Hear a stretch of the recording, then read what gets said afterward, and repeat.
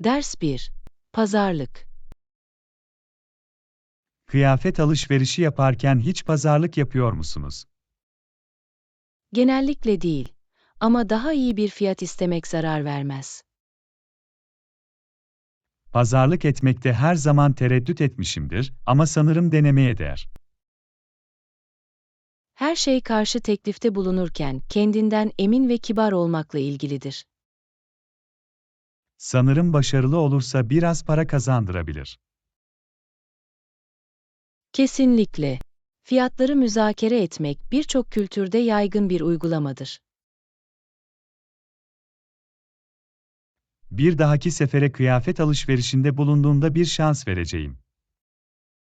Araştırmanızı yapmayı ve öğenin piyasa değerini bilmeyi unutmayın. Bu iyi bir nokta. Ürünün değeri hakkında bilgi sahibi olmak çok önemlidir. Makul bir teklif yapmanıza ve etkili bir şekilde pazarlık etmenize yardımcı olabilir. Bunu aklımda tutacağım. Tavsiye için teşekkürler Anna. Hoş geldin, John. Mutlu alışveriş ve mutlu pazarlıklar. Teşekkür ederim Anna. Müzakere sanatını benimseyelim ve avantajlardan yararlanalım. Gerçekten, John. Harika fırsatlar bulmak ve alışveriş deneyimlerimizden en iyi şekilde yararlanmak için burada. Ders 2. Bütçe dostu seyahat. Uygun fiyatlı uçuşlar ve konaklama arıyordum. Kesinlikle, iyi fırsatlar bulmak seyahatlerimizde tasarruf etmemize yardımcı olabilir. Farklı havayollarından ve otel rezervasyon web sitelerinden fiyatları karşılaştırıyorum. Bu akıllı bir yaklaşım. En iyi fiyatlar için alışveriş yapmak önemlidir. Ayrıca daha düşük fiyatlar almak için yoğun olmayan sezonlarda seyahat etmeyi düşünüyorum. Yoğun olmayan sezonlar genellikle daha iyi fırsatlar ve daha az kalabalık sunar. Haftanın belirli günlerinde uçuş rezervasyonunun da tasarruf sağlayabileceğini duydum. Evet, hafta ortası uçuşları bazen hafta sonlarına göre daha ucuzdur. Ucuz hava yollarını da kullanmaya açığım. Önemli tasarruflar sunabilirler. Bagaj politikalarını ve ek ücretleri kontrol ettiğinizden emin olun. İyi bir nokta, Anna. Bazen düşük taban ücretler gizli maliyetlerle gelebilir. Konaklama söz konusu olduğunda, pansiyonlar veya kiralık tatil yerleri gibi alternatifler düşündünüz mü? Evet, en uygun maliyetli çözümü bulmak için tüm seçenekleri araştırıyorum. Bu harika. Hosteller ve kiralık tatil yerleri geleneksel otellerden daha uygun fiyatlı olabilir. Ayrıca promosyonlara veya indirim kodlarına da dikkat edeceğim. Haber bültenlerine kaydolmak veya sosyal medyada seyahat web sitelerini takip etmek, fırsatlardan haberdar olmanıza yardımcı olabilir. Bu geziyi çok fazla ödün vermeden bütçeme uygun hale getirmeye kararlıyım. Dikkatli bir planlama ve araştırma ile, para harcamadan keyifli bir yolculuk yapmak kesinlikle mümkün. Görüşlerin için teşekkürler, Anna. İpuçlarınız değerlidir. Hoş geldin, John. Yardım edebildiğime sevindim. Uygun fiyatlı seyahat seçenekleri bulmak ve unutulmaz anılar yaratmak için burada. Aslında, Anna. Masraflar hakkında çok fazla endişelenmeden maceralarımıza başlayalım. Ders 3. Parkta bir yürüyüş. Parkta yürüyüşe çıkalım mı? Kulağa hoş geliyor. Biraz temiz havanın ve doğanın tadını çıkarmayı çok isterim. Ne zaman buluşacağız? Sabah 10'da buluşalım. Bu senin için uygun mu? Sabah 10 benim için çalışıyor. Güne yavaş bir yürüyüşle başlayabiliriz. Harika. Hangi girişte buluşmalıyız? Çeşmenin yanındaki ana girişte buluşalım. Kulağa hoş geliyor. O zaman sabah 10'da orada görüşürüz. Mükemmel. Bir su şişesi ve rahat ayakkabılar getireceğim. Şapka ve güneş kremi de getirmeyi unutmayın. İyi fikir. Özellikle açık hava etkinlikleri sırasında güneşten korunma şarttır. Kesinlikle. Güvenlik ve konfor her zaman önceliğimiz olmalıdır. Parkta yürüyüşümüzü dört gözle bekliyorum. Canlandırıcı olacak. Ben de John. Gevşemenin ve doğayla bağlantı kurmanın harika bir yolu. Bana katılmana sevindim. Birlikte daha keyifli olacak. Aynı şekilde John. Önümüzdeki güzel günden en iyi şekilde yararlanalım. Benimle bu yürüyüşe çıkmayı kabul ettiğin için teşekkür ederim Anna. Hoş geldin, John. Birlikte vakit geçirmek her zaman bir zevktir. Sabah 10'da görüşürüz. Teşekkür ederim Anna. Yarın sabah parkta görüşürüz. Ders 4. Rock şarkısı çalmanın keyfini çıkarın. Rock şarkıları çalmaktan zevk alıyorum ve Van Gogh'tan ilham alıyorum. İlginç, John. Müzik ve sanat güçlü bir kombinasyon olabilir. Van Gogh'un tutkusu ve yaratıcılığı bir müzisyen olarak benimle rezonansa giriyor.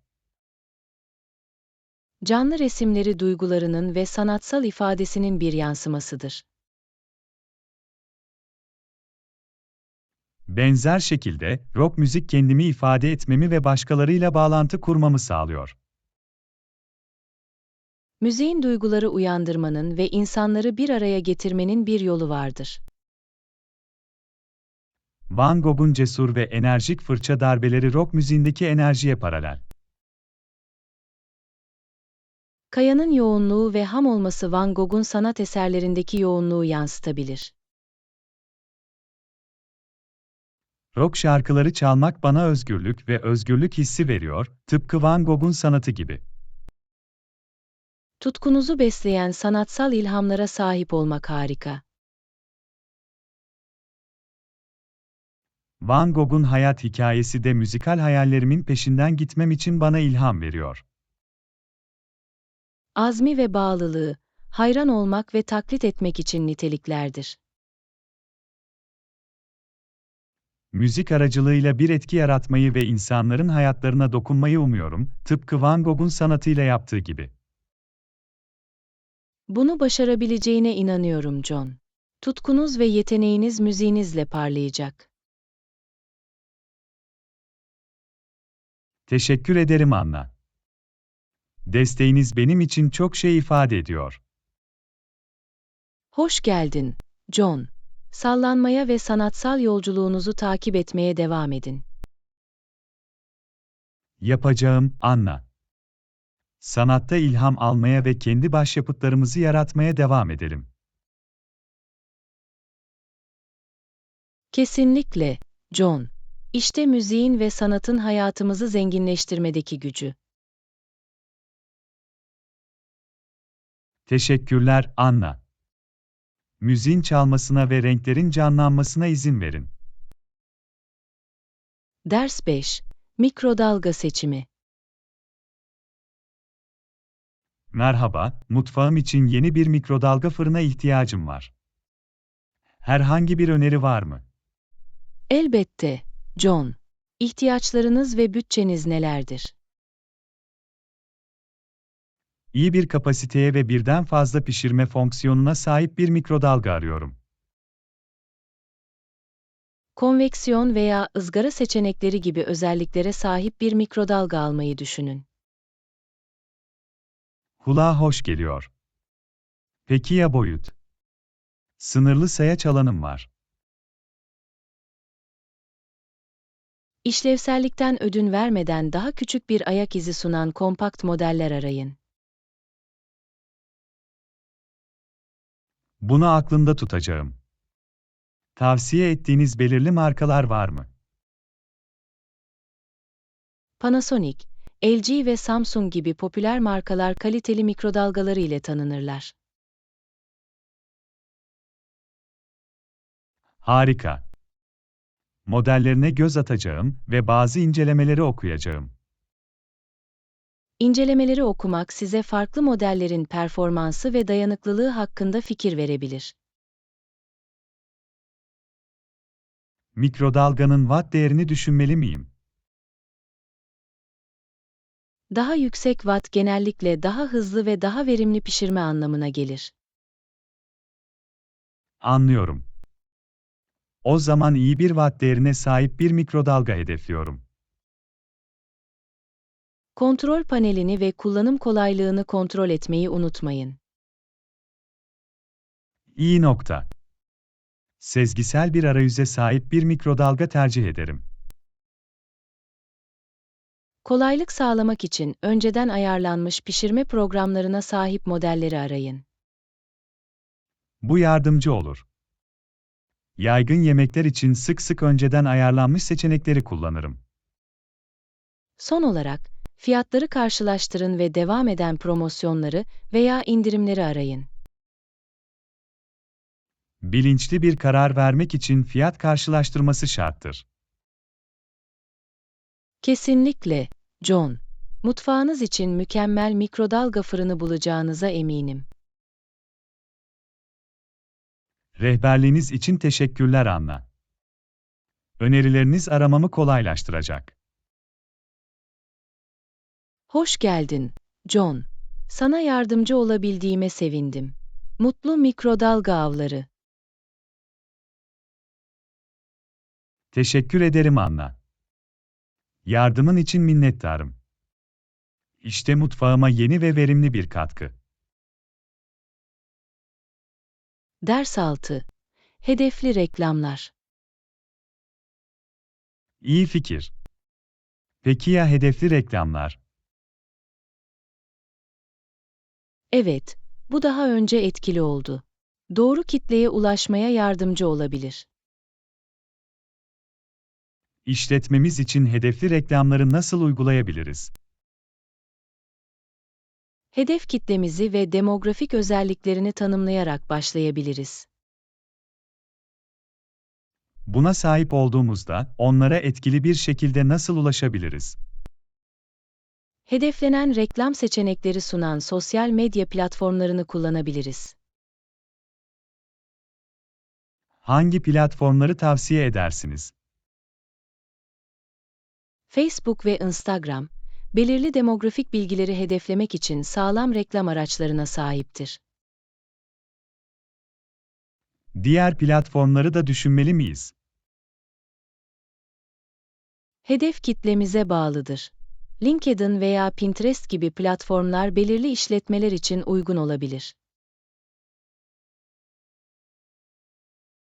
Hedeflememizi iyileştirmek için anahtar kelimeleri ve ilgi alanlarını kullanmaya ne dersiniz? Bu iyi bir strateji. Alakalı anahtar kelimeler kullanarak kitlemizi daraltabiliriz. Reklamlarımızı daha önce ilgi göstermiş kişilere yeniden hedeflemeye ne dersiniz? Yeniden hedefleme oldukça etkili olabilir. Markamızı potansiyel müşterilerin önünde tutar. Bir profesyonel tutmalı mıyız yoksa reklamları kendimiz yönetmeyi denemeli miyiz? Bütçemize ve uzmanlığımıza bağlıdır. Bir profesyonel işe almak en iyi sonuçları sağlayabilir. Reklamlarımızın performansını da izlemeliyiz ve analiz etmeliyiz, değil mi? Kesinlikle. Metrikleri izlemek, kampanyalarımızı optimize etmemize yardımcı olacaktır. Hedeflenen reklamların işimiz üzerindeki etkisini görmek beni heyecanlandırıyor. Ben de John. Doğru kişilere ulaşmak ve dönüşümleri artırmak için güçlü bir araçtır. Hedeflenen reklamları uygulama konusundaki görüşleriniz ve rehberliğiniz için teşekkür ederiz Anna. Hoş geldin, John. Yardım edebildiğime sevindim. Reklam kampanyalarımızı başarılı kılalım. Kesinlikle, Anna. Hedef kitlemize ulaşmak ve işimizi büyütmek için burada. Ders 7. Rahat bisiklet. 21 vites kulağa hoş geliyor. Sürmek rahat mı? Evet, birden fazla vitese sahip olmak daha yumuşak ve daha verimli bisiklete binmenizi sağlar. Sürüş sırasında sürekli vites değiştirmem gerekecek mi? Araziye ve tercih ettiğiniz kadansa bağlıdır. Vites değiştirme, pedal çevirme çabanızı optimize edebilir. Farklı durumlarda hangi teçhizatı kullanacağımı nasıl bilebilirim? Alt dişliler yokuş yukarı tırmanışlar için uygunken, daha yüksek vitesler düz veya yokuş aşağı bölümler için daha iyidir. Sürüş sırasında vitesler arasında geçiş yapmak kolay mı? Uygulamayla vites değiştirme ikinci bir doğa haline gelir. Arazi için doğru teçhizatı bulmak kolaylaşır. Sürüş tarzıma uygun vitesleri ayarlayabilir miyim? Bazı bisikletler, sürüş deneyiminizi özelleştirmek için vites ayarlarına izin verir. Peki ya bisikletin konforu? Engebeli arazide sürmeyi planlıyorsanız, rahat bir sele, ergonomik gidon ve süspansiyon gibi özellikleri arayın. Konforlarıyla bilinen belirli bisiklet markaları var mı? Trek, Giant ve Specialized gibi markalar, kaliteli bileşenlere sahip konforlu bisikletler üretmesiyle bilinir. Daha fazla konfor için daha geniş lastiklere sahip bir bisiklet almayı düşünmeli miyim? Daha geniş lastikler, özellikle düz olmayan yüzeylerde daha iyi yastıklama ve stabilite sağlayabilir. Sorunsuz ve keyifli bir bisiklet deneyimi sağlamak istiyorum.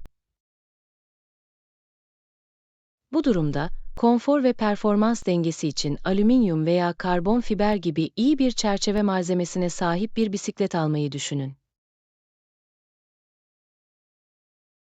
Rahat bisiklete binme konusunda rehberliğiniz için teşekkür ederim Anna.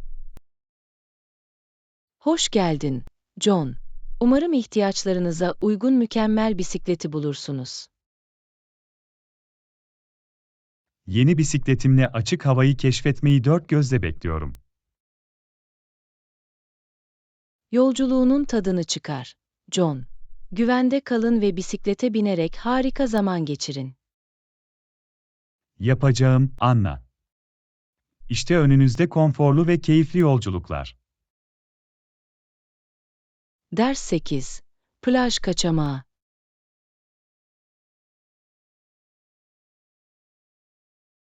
Elbette, bir plaj kaçamağına ne dersiniz? Her zaman ferahlatıcı ve rahatlatıcı. Kulağa harika geliyor John. Aklınızda hangi plaj destinasyonu var? Bali'deki plajlar hakkında harika şeyler duydum. Ne düşünüyorsun? Bali, çarpıcı plajları ve canlı bir kültürü ile popüler bir seçimdir. Harika bir seçenek olurdu. Bali'de tavsiye ettiğiniz özel plajlar var mı? Kuta plajı ve Seminyak plajı, güzel kıyıları ve canlı atmosferiyle popülerdir. Peki ya konaklama? Sahil tatil köyleri için herhangi bir öneriniz var mı? Nusa Doğa bölgesinde, muhteşem manzaralara ve mükemmel olanaklara sahip bazı lüks sahil tatil köyleri vardır. Rahatlama ve macera karışımını tercih ederim. Su sporu aktiviteleri mevcut mu? Kesinlikle. Bali, sörf, şnorkelli yüzme ve tüplü dalış gibi çeşitli su sporları sunmaktadır. Kulağa heyecan verici geliyor. İlk kez sörf yapmayı denemek isterim. Bali'nin plajları dalgalarıyla ünlüdür ve yeni başlayanlar için sörf yapmayı öğrenmek için harika bir yer haline getirir. Yerel mutfağa ne dersiniz? Denenmesi gereken yemekler var mı? Bali mutfağı lezzetlidir. Nasi goreng veya babi guling gibi yemekleri denemeyi kaçırmayın. Yerel lezzetlerle kendinizi şımartacağımdan emin olacağım. Bali'de keşfetmemiz gereken başka bir şey var mı? Bali, tapınakları ve kültürel yerleriyle ünlüdür. Tanah Lot ve Uluotu Tapınağı görülmeye değer. Görünüşe göre Bali'nin unutulmaz bir plaj kaçamağı için sunabileceği çok şey var. Gerçekten öyle, John. Eminim güneşin, kumun ve kültürün tadını çıkarırken harika zaman geçireceksiniz. Teşekkürler, Anna, plaj kaçamağımız için girdileriniz ve önerileriniz için. Hoş geldin, John. Umarım rahatlama ve macera dolu harika bir yolculuk geçirirsiniz. Güneşi içmek ve Bali'nin güzel plajlarında gevşemek için sabırsızlanıyorum. Harika zaman geçir John. Unutulmaz bir plaj kaçamağı için. Ders 9. Mum yapma süreci. Mum yapma sürecini her zaman merak etmişimdir.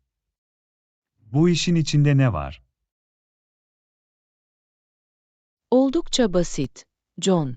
İlk önce, bal mumu bir çift kazanda veya bir eritme tenceresinde eritin.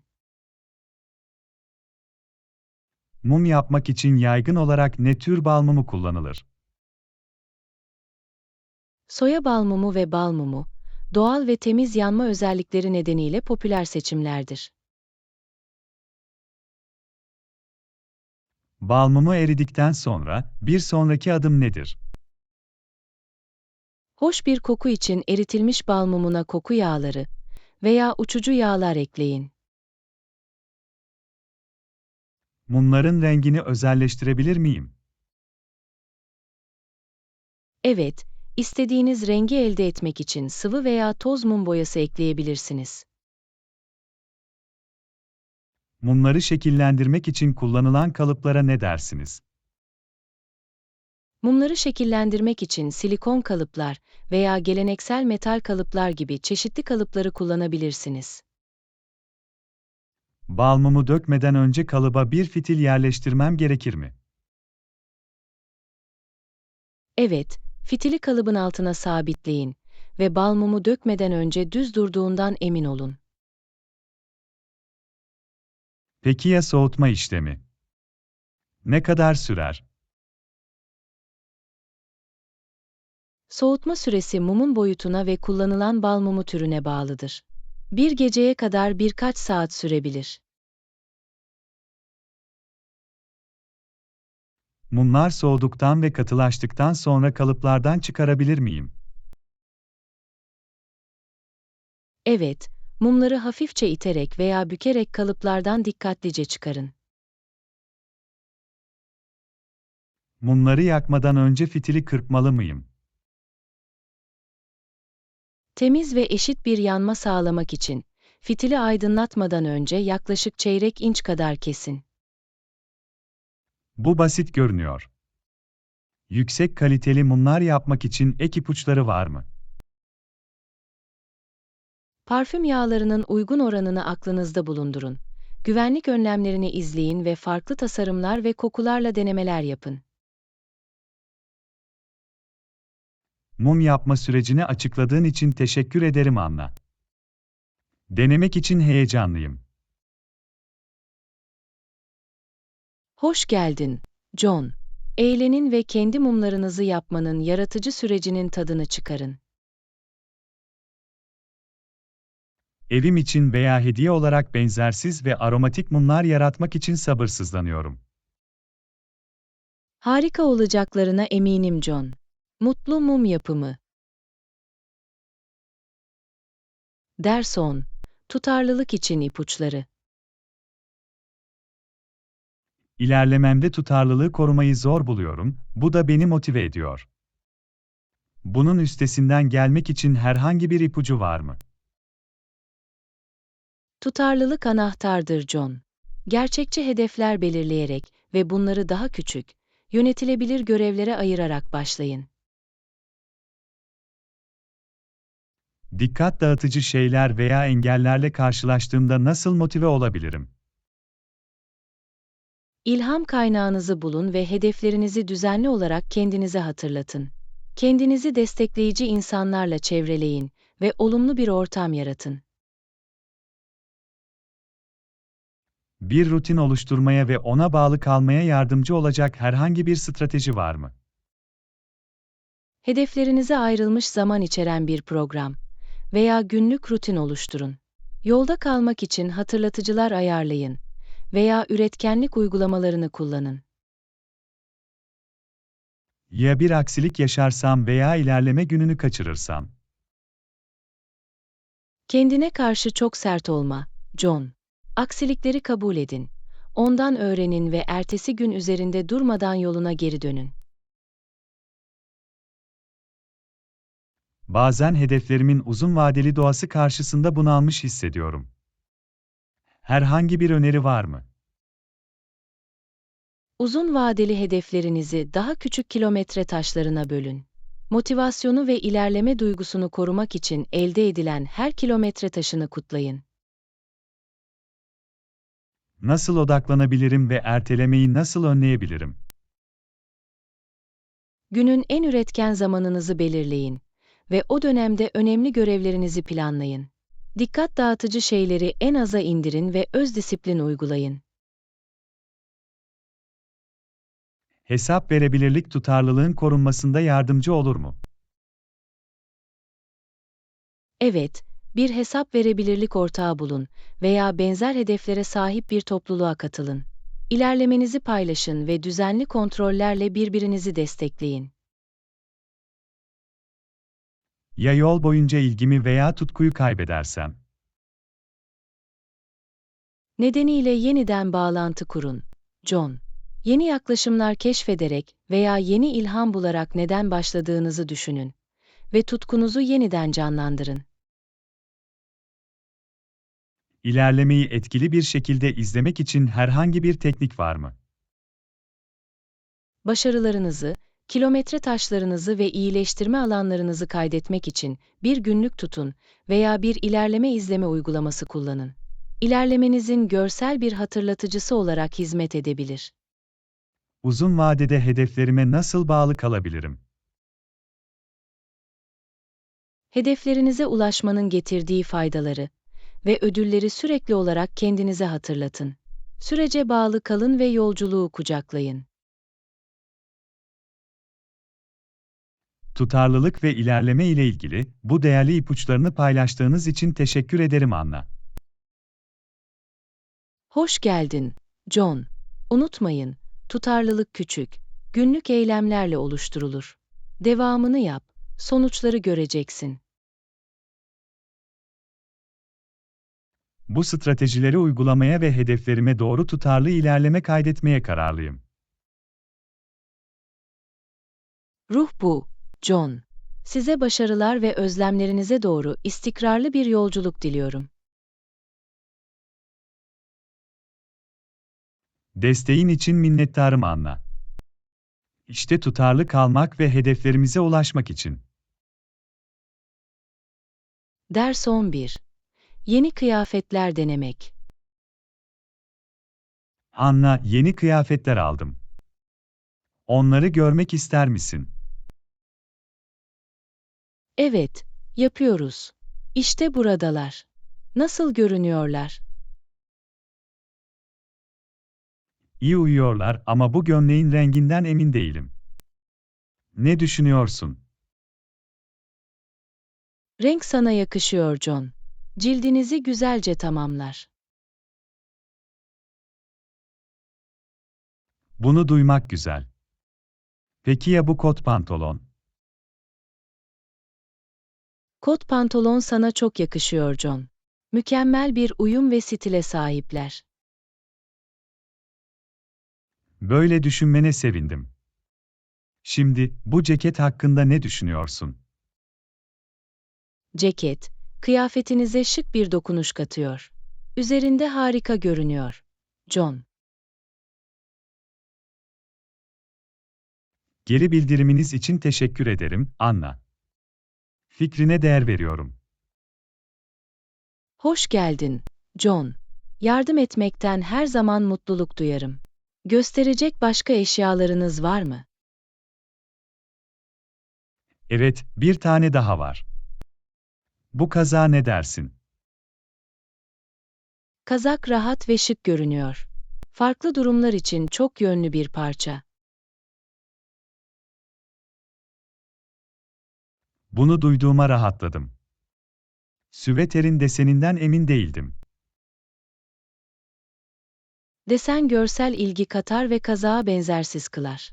Sana çok yakışıyor. Görüşün için minnettarım Anna.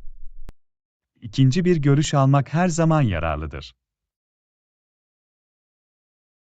Sana yardımcı olabildiğime sevindim John. Kıyafet seçimlerinizde kendinize güvenmeniz önemlidir. Gerçekten de kendinizi iyi hissetmenizi sağlayan kıyafetler giymek güveninizi artırabilir. Kesinlikle. Her şey zevkinize ve kişiliğinize uygun doğru uyumu, stili ve renkleri bulmakla ilgilidir. Yeni kıyafetlerimle ilgili değerli geri bildiriminiz için teşekkür ederim Anna. Hoş geldin, John. Yardımcı olmaktan mutluyum. Yeni gardırobunuzu giymenin tadını çıkarın. Yapacağım, Anna. Senin fikrin benim için çok şey ifade ediyor. İşte harika görünmek ve hissetmek için. Ders 12. Bir etkinliğe kaydolma. Anna, bir etkinliğe katılmakla ilgileniyorum. Bir kayıt formu doldurmam gerektiğini söylediler. Bu harika, John. Kayıt formunu genellikle web sitelerinde bulabilir veya e-posta yoluyla talep edebilirsiniz. Kayıt formunda kişisel bilgi vermeli miyim? Evet, John. Tam adınızı, iletişim bilgilerinizi ve bazen mesleğinizi veya kuruluşunuzu isteyebilirler. İhtiyaç duyabilecekleri belirli bir bilgi var mı? Etkinliğe bağlı olarak diyet kısıtlamaları, özel istekler veya acil durum iletişim bilgileri isteyebilirler. Kayıt ücreti ödemem gerekiyor mu? Bazı etkinliklerin kayıt ücreti olabilir. Bu nedenle herhangi bir ödeme gereksinimi için formu veya etkinlik ayrıntılarını kontrol edin. Kayıt formunu nasıl gönderebilirim? Formu genellikle web siteleri aracılığıyla elektronik olarak gönderebilir veya belirlenen kişiye e-postayla gönderebilirsiniz. Kayıt için son tarih var mı? Evet, John. Etkinliğin son kayıt tarihini kontrol ettiğinizden ve formunuzu o tarihten önce gönderdiğinizden emin olun. Formu gönderdikten sonra bir onay alacak mıyım? Genel olarak, evet. Kaydınızı onaylayan bir onay e-postası veya bildirim almalısınız. Herhangi bir sorunuz varsa veya yardıma ihtiyacım olursa ne yapmalıyım? Sorularınız varsa, doğrudan etkinlik organizatörleriyle iletişime geçin. Size yardımcı olmaktan mutluluk duyacaklardır. Gerekirse daha sonra kaydımda değişiklik yapabilir miyim? Etkinliğin politikasına bağlıdır. Bazıları değişikliklere izin verirken, diğerlerinin değişiklikler için özel yönergeleri olabilir. Kaydolduktan sonra etkinliğe katılamazsam ne olur? Katılamazsanız, organizatörleri mümkün olan en kısa sürede bilgilendirin. Böylece gerekli ayarlamaları yapabilirler. Benim için kayıt sürecini netleştirdiğiniz için teşekkür ederim Anna. Hoş geldin, John. Verilen talimatları izlediğinizde etkinliklere kaydolmak kolay olabilir. Rehberliğiniz için minnettarım. Şimdi kaydı tamamlarken kendimi daha güveniyorum. Yardım edebildiğime sevindim. Etkinliğin tadını çıkarın, John, ve deneyimden en iyi şekilde yararlanın. Yapacağım, Anna. Desteğiniz için tekrar teşekkür ederiz. Başarılı bir kayıt ve unutulmaz bir etkinlik için. Ders 13. Refah için uykuya öncelik verme. Anna, son zamanlarda yorgun hissediyorum. Enerji seviyelerimi nasıl artıracağıma dair herhangi bir öneriniz var mı? Yeterince uyuyarak başla, John. Her gece 7 ila 9 saat kaliteli uyku almayı hedefleyin.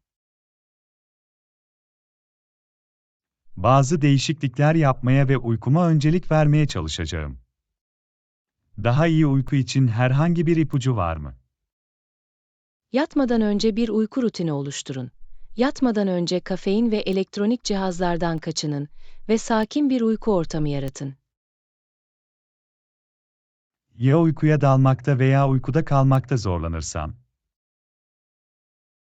Derin nefes alma veya meditasyon gibi gevşeme tekniklerini uygulayın. Sorun devam ederse, tıbbi yardım almayı düşünün. Yatağa gidip uyandığım zaman önemli mi? Evet, John. Her gün aynı saatte yatarak ve uyanarak tutarlı bir uyku programı sürdürmeye çalışın. Gün içinde uyumak enerji seviyelerine yardımcı olabilir mi?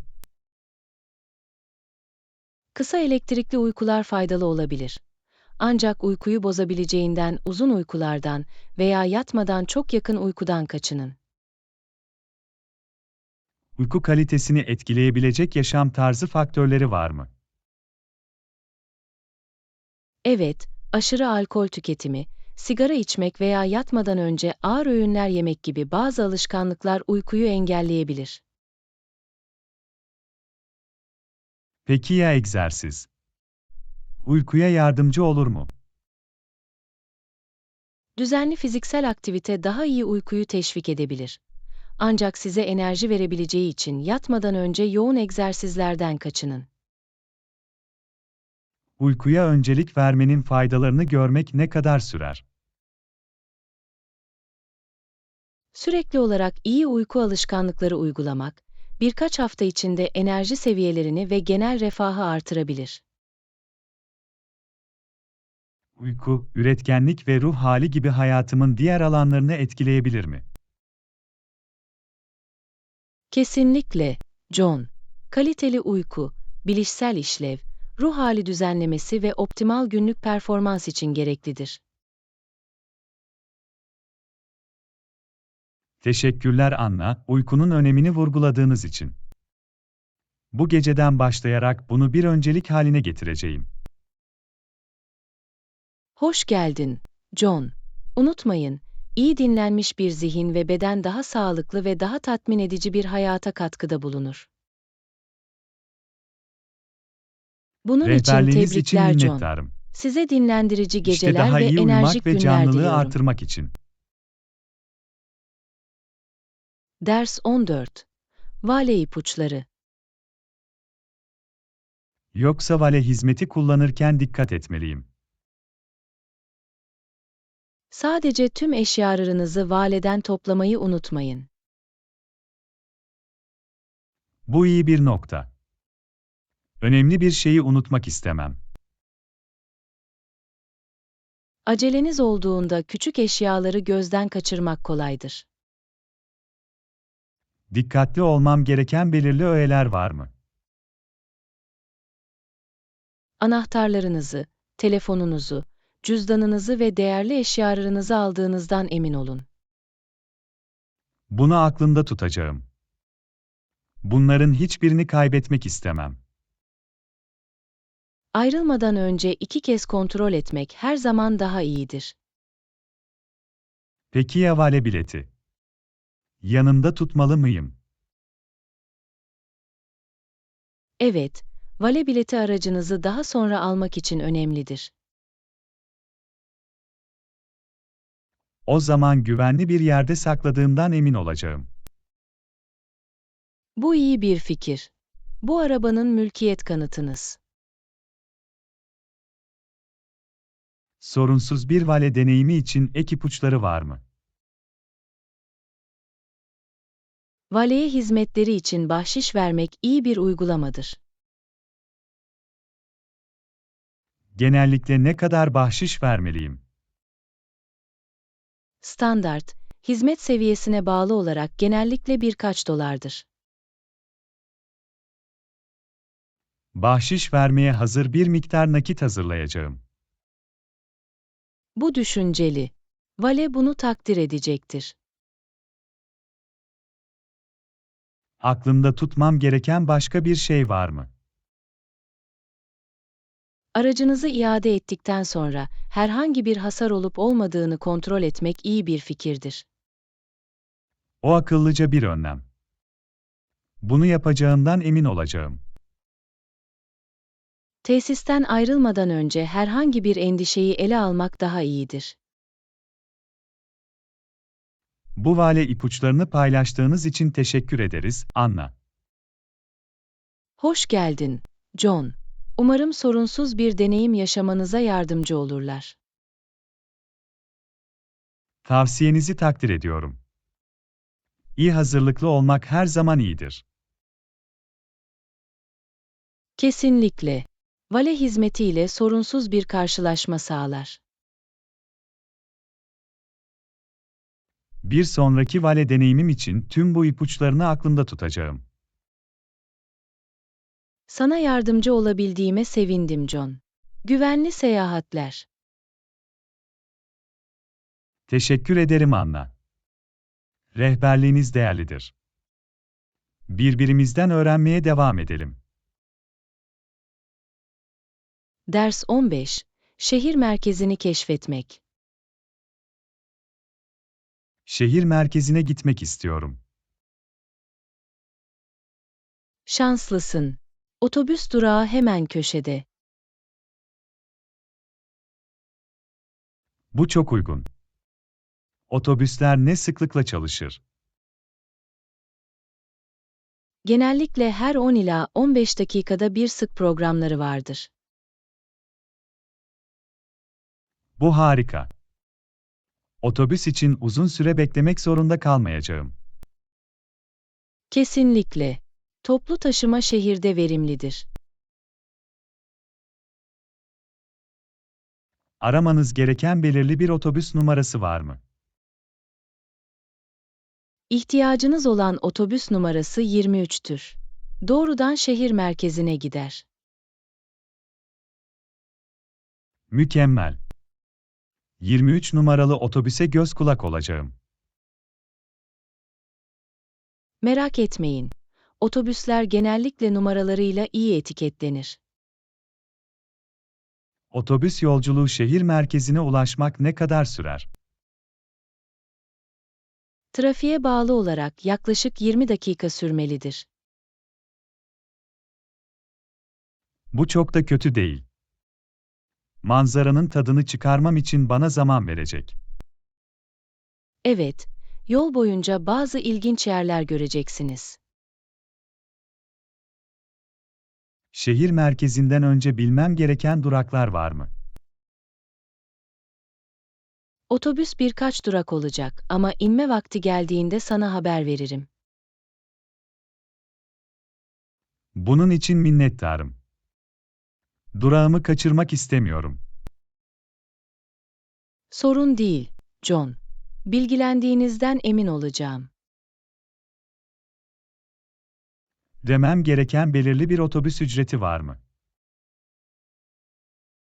Otobüs ücreti için tam değişiklik yapmak en iyisidir. Ki bu 2,50 dolar. Doğru miktarın hazır olduğundan emin olacağım. Bu akıllıca bir şey. Biniş sürecini daha sorunsuz hale getirecek. Şehir merkezine ulaştığımda ziyaret etmenizi tavsiye ettiğiniz yerler var mı? Şehir merkezinin birçok cazibe merkezi var. Merkez Park ve Sanat Müzesi keşfedilmeye değer. Bunları kesinlikle kontrol edeceğim. Öneriler için teşekkür ederim. Hoş geldin, John. Şehir merkezinde zamanınızın tadını çıkarın. Bunu dört gözle bekliyorum. Yardımın için teşekkürler Anna. İstediğin zaman, John. Şehri keşfederek harika bir gün geçirin. Yapacağım, Anna. Deneyimlerimizi ve keşiflerimizi paylaşmaya devam edelim. Ders 16. Alışveriş eğlencesi. Alışverişe vakit bulduğumuza sevindim. Beklemeyi daha keyifli hale getirdi. Kesinlikle. Alışveriş her zaman deneyime heyecan katar. Katılıyorum. Bugün harika fırsatlar bulduk. Evet, bu indirimler harikaydı.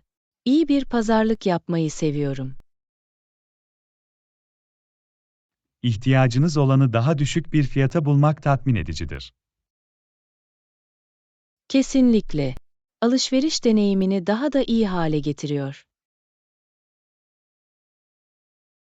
Ve bize de biraz para kazandırıyor. Bu bir bonus. Tasarrufları başka bir şey için kullanabiliriz. Kesinlikle. Diğer aktiviteler için fazladan paraya sahip olmak güzel. Alışveriş zamanımızı en iyi şekilde geçirdiğimiz için mutluyum. Ben de. Günün genel zevkini artırdı. Alışveriş eğlenceli ve ödüllendirici bir deneyim olabilir. Kesinlikle. Gezilerimize özel bir dokunuş katıyor. Bir sonraki alışveriş maceramızı dört gözle bekliyorum. Beni de sayın. Sizinle alışveriş yapmak her zaman bir zevktir. Aynı şekilde John. Harika bir alışveriş ekibi oluşturuyoruz. Teşekkür ederim Anna. Bu deneyimlerin tadını birlikte çıkarmaya devam edelim. Katılıyorum John. İşte gelecekte daha keyifli alışveriş gezileri. Ders 17. Mum yapımı. Hoş geldin. Eminim kendi benzersiz mumlarınızı yaratmaktan keyif alacaksınız. Teşekkür ederim John. Mum yapımını denemek için gerçekten heyecanlıyım. Yaratıcılığınızı ifade etmenizi sağlayan harika bir hobi. Mumları her zaman sevmişimdir. Bu yüzden kendi mumlarımı yapmak kulağa harika geliyor. Renkleri, kokuları ve tasarımları seçme özgürlüğüne sahip olacaksınız. En çok dört gözle beklediğim şey bu. Onları kişiselleştirmek. Yaşama alanınıza kişisel bir dokunuş katmanın harika bir yolu. Evimin etrafında güzel ve hoş kokulu mumlar olması için sabırsızlanıyorum. Ve onları kendin yaptığını bilmenin memnuniyetine sahip olacaksın. Bu doğru. Ödüllendirici bir deneyim olacak. Eminim. Ayrıca, onları arkadaşlarınıza ve ailenize düşünceli hediyeler olarak bile verebilirsiniz. Bu harika bir fikir. El yapımı mumlar çok güzel hediyeler yapar. Yaparlar. İnsanların takdir ettiği eşsiz ve içten bir hediye. Zaten yaratabileceğim farklı mum tasarımları düşünüyorum. Hayal gücünüzün çılgına dönmesine izin verin. Çok fazla olasılık var. Kesinlikle farklı renkler ve kokularla deneyeceğim. Mum yapımının güzelliği budur, sonsuz yaratıcılık. Tekrar teşekkür ederim John. Bu zanaatı keşfetmem için bana ilham verdiğin için. Hoş geldin, Anna. Seni yeni bir şeyle tanıştırabildiğim için mutluyum. Mum yapımı dünyasına dalmak için sabırsızlanıyorum. Harika olacak. Yolculuğun tadını çıkar Anna. Muhteşem mumlar yaratacağınıza eminim. Teşvik ettiğiniz için minnettarım. Bu heyecan verici maceraya hazırım. İyi şanslar Anna. Mum yapımı çabalarınızda başarılı olacağınızı biliyorum. Ders 18. Uygun otel konaklaması. Otel konaklamanız çok uygun. Havuzda can kurtaran var mı? Kesinlikle, John. Otelin havuzda görevli bir can kurtaran vardır. Bu güven verici.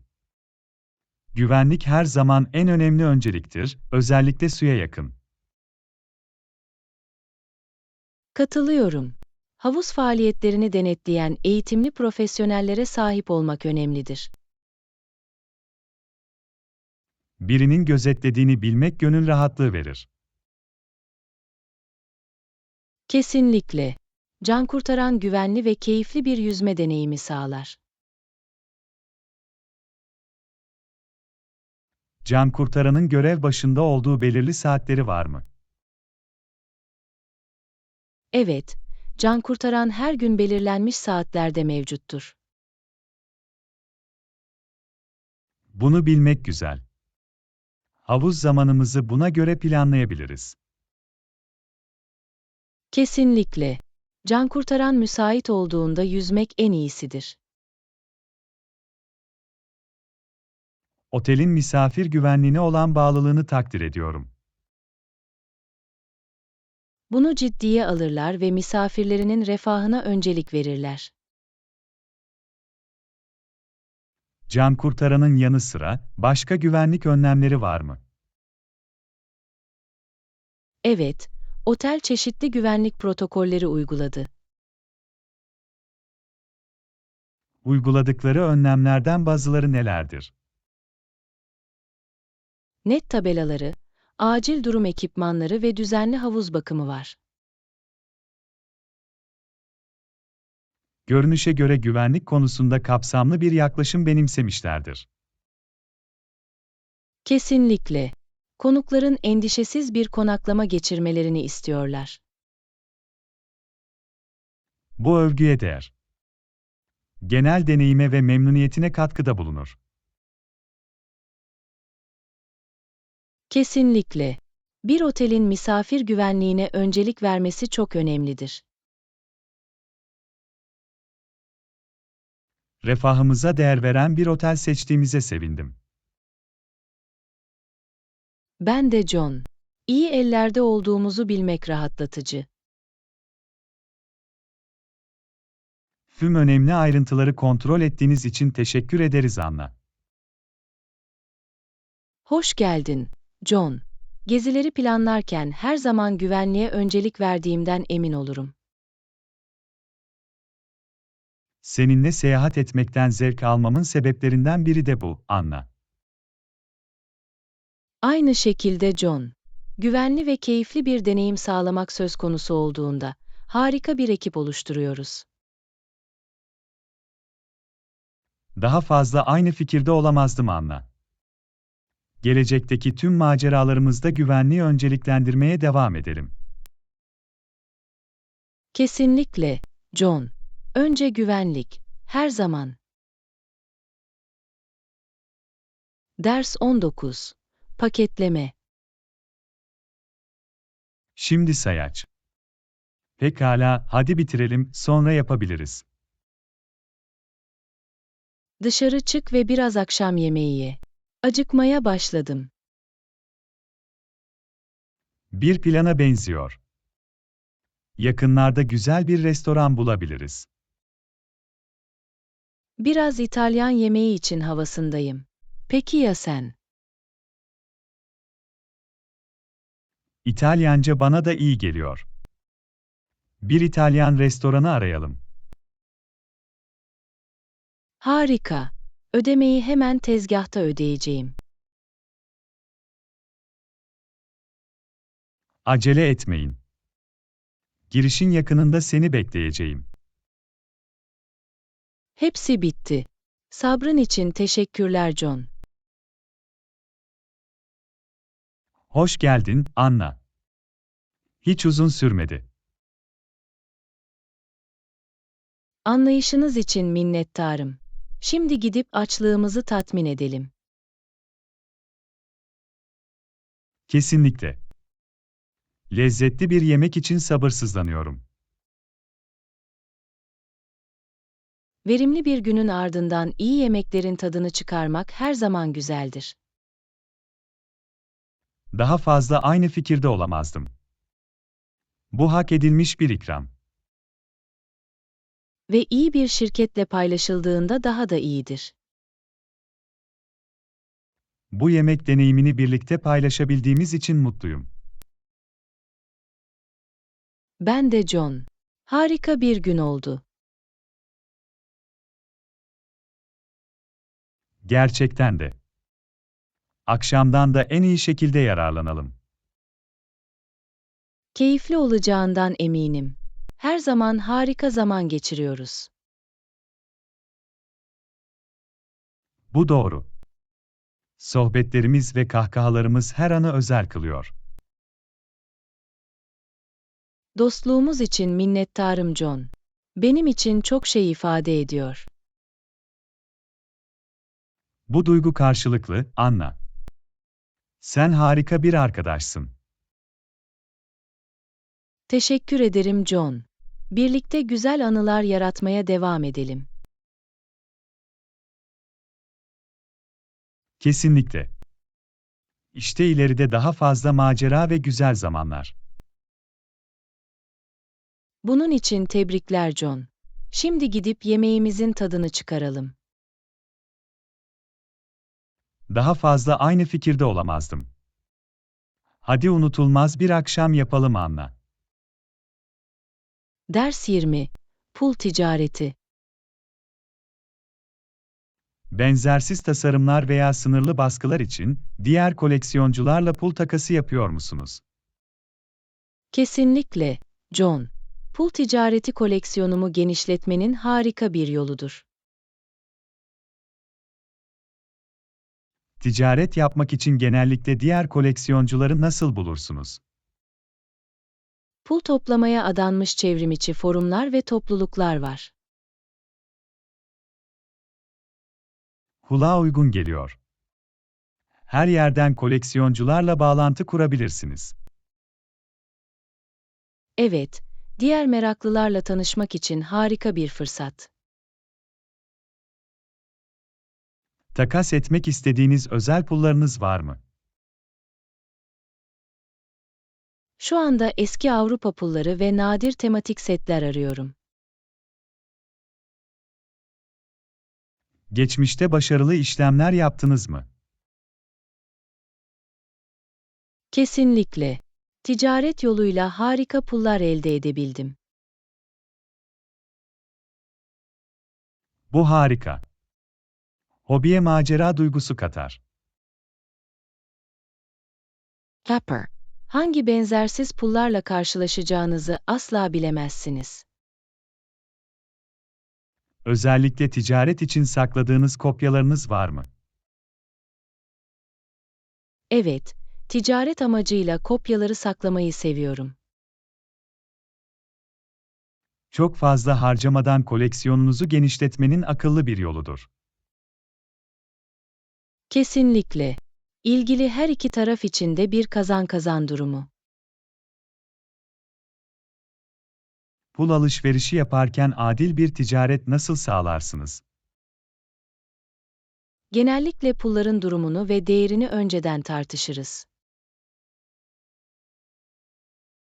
Bu yanlış anlamaları veya hayal kırıklıklarını önlemek için önemlidir. Kesinlikle. Net iletişim, pul ticaretinde anahtardır. Damga ticareti yoluyla kalıcı bağlantılar kurdunuz mu? Evet, aynı tutkuyu paylaşan harika insanlarla tanıştım. Pul koleksiyonculuğunun insanları bir araya getirmesi harika. Gerçekten öyle. Bizi birleştiren ortak bir çıkarımız var. Koleksiyonerlerle yüz yüze tanışmak için pul sergilerine veya etkinliklere katılıyor musunuz? Evet, mümkün olduğunca pul gösterilerine ve sergilere katılmaktan zevk alıyorum. Nadir pulları yakından görmek ve diğer koleksiyoncularla tanışmak heyecan verici olmalı. Heyecan verici bir deneyim. John. Her zaman yeni bir şeyler öğrenirim. Size neşe getiren ve sizi başkalarıyla buluşturan bir hobi bulduğunuza sevindim. Teşekkür ederim John. Pul koleksiyonculuğu hayatımı gerçekten zenginleştirdi. Keşfetmeye ve ticaret yapmaya devam et, Anna. Koleksiyonunuz büyümeye devam edecek. Yapacağım. John. Ve kim bilir? Belki bir gün aradığım o yakalanması zor damgayı bulurum. Tutkunuza ve kararlılığına inanıyorum, Anna. Mutlu ticaret. Teşekkür ederim John. Desteğiniz benim için çok şey ifade ediyor. Birlikte hobilerimizin tadını çıkarmaya devam edelim.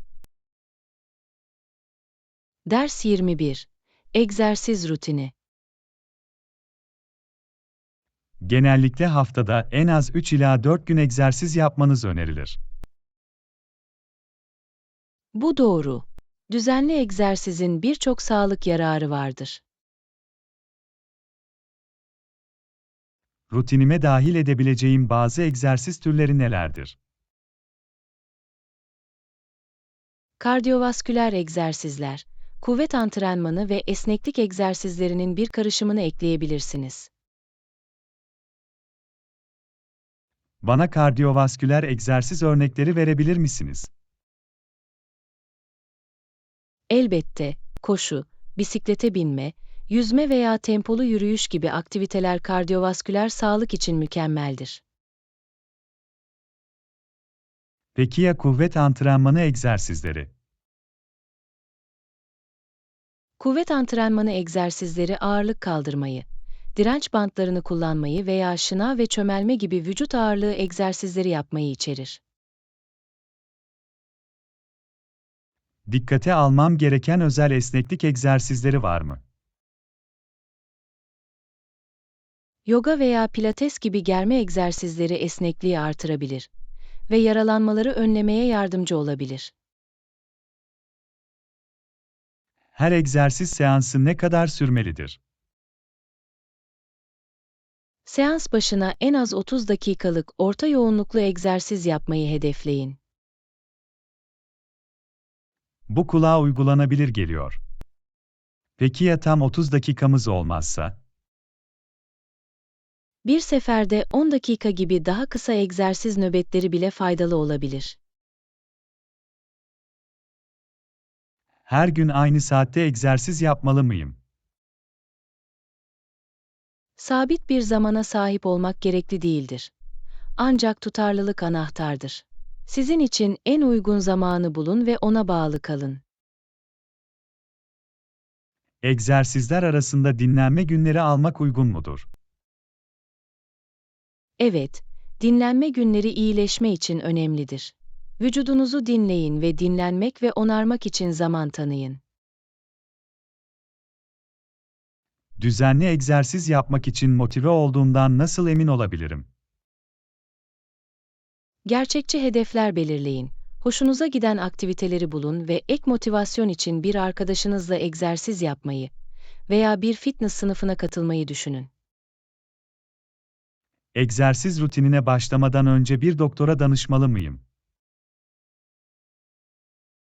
Altta yatan herhangi bir sağlık sorununuz veya endişeniz varsa, bir sağlık uzmanına danışmak her zaman iyi bir fikirdir. Bunu aklımda tutacağım. Önce güvenlik. Kesinlikle, John. Sağlığınız ve refahınız her zaman bir öncelik olmalıdır. Bu egzersiz ipuçlarını paylaştığınız için teşekkür ederiz Anna. Hoş geldin, John. Umarım düzenli bir egzersiz rutini oluşturmanıza yardımcı olurlar. Rehberliğiniz için minnettarım. Birbirimizin fitness yolculuklarını desteklemeye devam edelim. Kesinlikle, John. İşte daha sağlıklı ve daha aktif bir yaşam tarzı. Ders 22. Açık havada müziğin keyfini çıkarmak. Peki ya müzik? Taşınabilir bir hoparlör getirip biraz melodi çalabilir miyiz? Kulağa harika bir fikir gibi geliyor. Müzik açık hava deneyimini geliştirebilir. Herhangi bir taşınabilir hoparlör türünü düşünmeli miyiz? Dayanıklı, su geçirmez ve iyi pil ömrüne sahip taşınabilir bir hoparlör arayın. Kamusal açık alanlarda müzik çalma konusunda herhangi bir kısıtlama var mı? Başkalarının huzuruna ve sessizliğine saygı duymak önemlidir. Sesi makul bir seviyede tutun ve çevrenize dikkat edin. Bu mantıklı. Başkalarını rahatsız etmek istemiyoruz. Kesinlikle. Her şey düşünceli olurken müziğin tadını çıkarmakla ilgili. Açık havada hangi müzik türlerini dinlemekten hoşlanıyorsunuz? Çeşitli türleri severim. Ancak dış mekan ortamları için, iyimser melodiler veya rahatlatıcı melodiler genellikle hoş bir ortam yaratır. Açık hava maceralarımız için birlikte bir çalma listesi oluşturabilir miyiz? Bu harika bir fikir. Hem zevk aldığımız hem de deneyimi daha keyifli hale getirebileceğimiz şarkılar ekleyebiliriz. Çalma listesinden sırayla şarkı seçmeye ne dersiniz? Bu fikri beğendim. En sevdiğimiz müziği paylaşmamıza ve yeni şarkılar keşfetmemize izin verecek.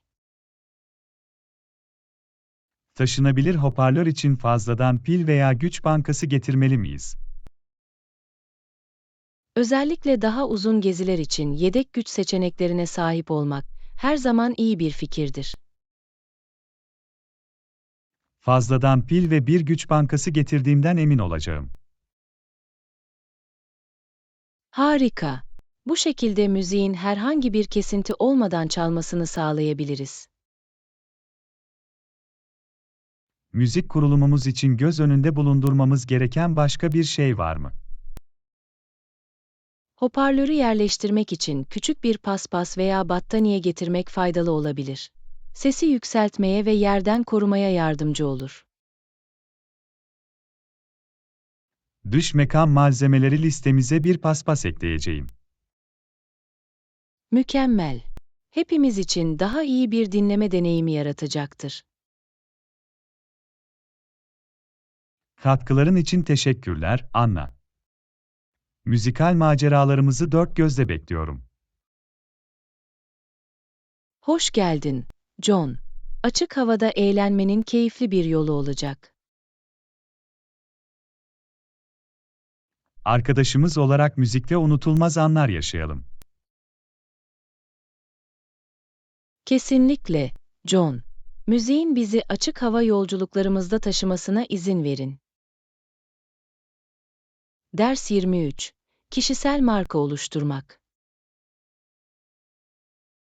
Zorluklarla karşılaşırken, sakin bir şekilde çözüm bulmak önemli mi? Kesinlikle. Sorunlara sakin bir zihniyetle yaklaşmak, daha net düşünmeye ve etkili problem çözmeye izin verir. Kişisel bir marka nasıl oluşturulabilir?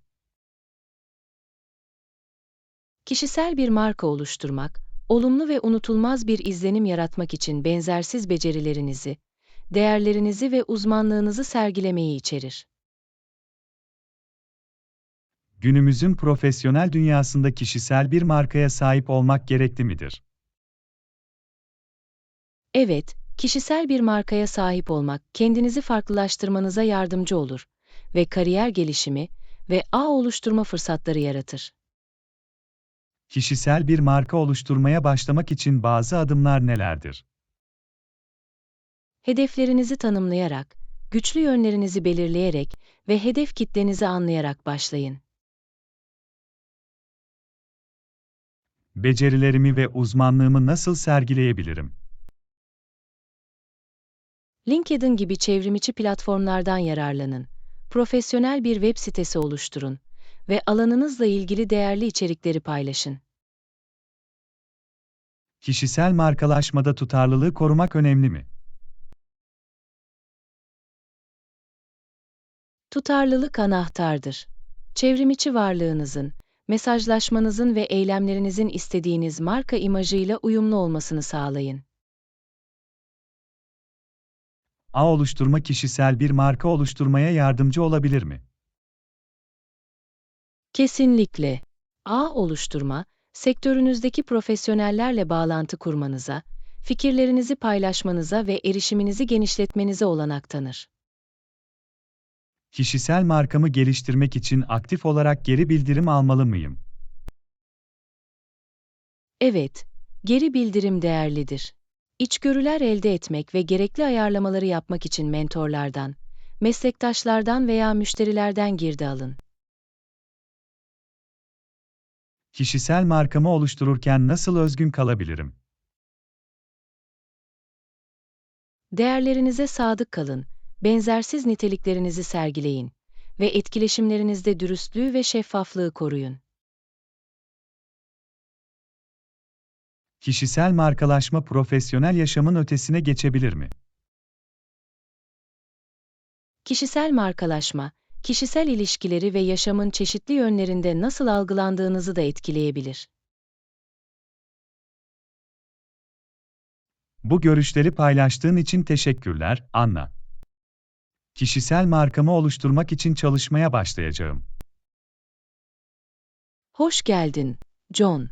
İlgi çekici ve otantik bir kişisel marka yaratmada bol şanslar. Kişisel ve profesyonel yolculuklarımızda birbirimizi desteklemeye devam edelim. Kesinlikle, John.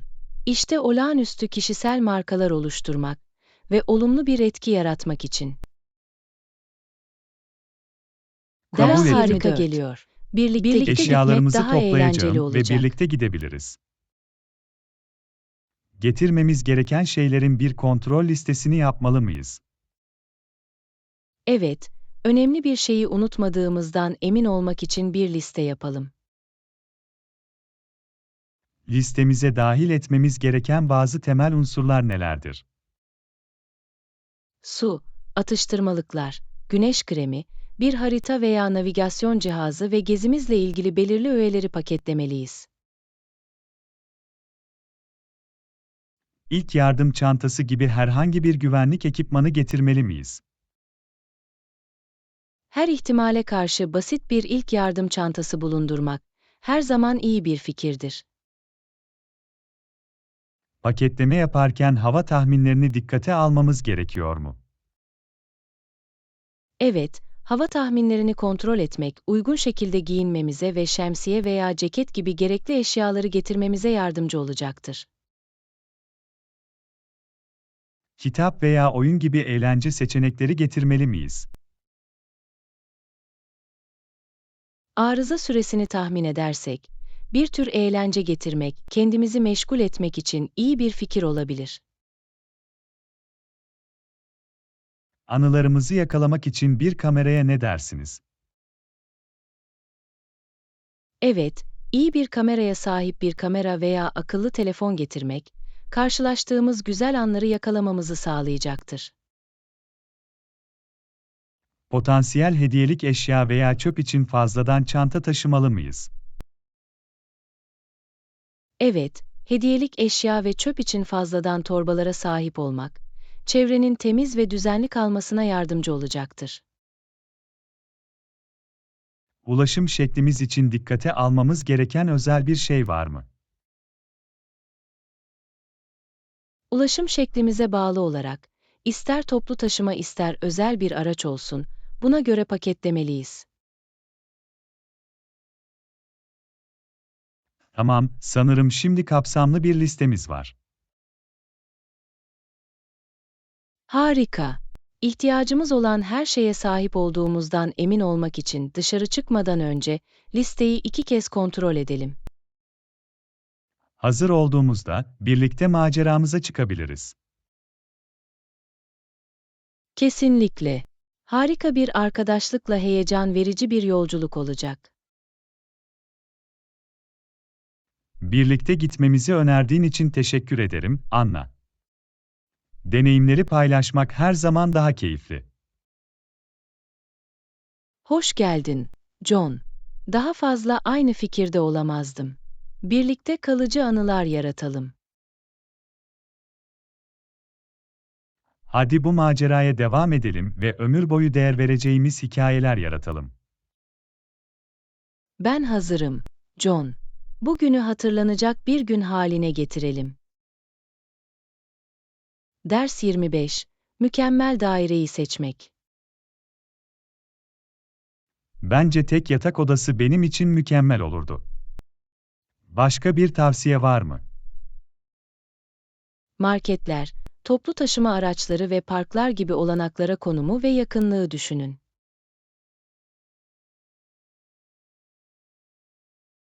Dairenin iş yerime yakınlığını dikkate almalı mıyım? Evet, iş yerinize yakın yaşamak size işe gidip gelme zamanından tasarruf edebilir ve günlük rutininizi daha rahat hale getirebilir. Peki ya dairenin genel emniyeti ve güvenliği? Güvenli girişlere sahip güvenli mahallelerde daireler arayın ve güvenlik sistemleri veya tesis içi güvenlik personeli gibi özellikleri göz önünde bulundurun. Apartman kompleksinde aramamız gereken özel olanaklar var mı? Spor salonu, çamaşır yıkama olanakları, park seçenekleri veya ortak alan gibi olanaklar yaşam deneyiminizi geliştirebilir. Dairenin doğal aydınlatmasını ve havalandırmasını düşünmeye ne dersiniz? Doğal aydınlatma ve iyi havalandırma hoş bir yaşam ortamı yaratabilir. Bu yüzden dikkate değer. Kiralama şartlarını ve koşullarını iyice kontrol etmek önemli mi? Kesinlikle. Kira, güvenlik depozitosu, evcil hayvan politikaları ve bakım sorumlulukları dahil olmak üzere koşulları anlamak için kira sözleşmesini dikkatlice okuyun. Bir karar vermeden önce daireyi şahsen ziyaret etmeli miyim? Evet, daireyi ziyaret etmek gerçek alanı görmenize, durumunu değerlendirmenize ve mahalle hakkında bir fikir edinmenize olanak tanır. Görüşleri için mevcut veya önceki kiracılarla konuşmanız tavsiye edilir mi? Mevcut veya önceki kiracılarla konuşmak, apartman kompleksi ve ev sahibinin duyarlılığı hakkında değerli bilgiler sağlayabilir. Dairenin genel satın alınabilirliğini ve bütçesini dikkate almaya ne dersiniz? Kira ve ilgili masrafların bütçenize rahatça uymasını sağlamak çok önemlidir. Tavsiyeniz için teşekkürler Anna. Daire aramamda bu faktörleri aklımda tutacağım. Hoş geldin, John. Tüm ihtiyaçlarınızı karşılayan mükemmel tek yatak odalı daireyi bulacağınızdan eminim. Rehberliğiniz için minnettarım. Bu süreçte girdilerinizin olması güven verici. Yardım etmek için buradayım John. Daire aramanızda iyi şanslar. Umarım ev diyebileceğiniz rahat bir yer bulursunuz. Tekrar teşekkürler Anna. Desteğiniz benim için çok şey ifade ediyor. İstediğin zaman, John. Sana yardımcı olabildiğime sevindim. Mutlu apartman avcılığı.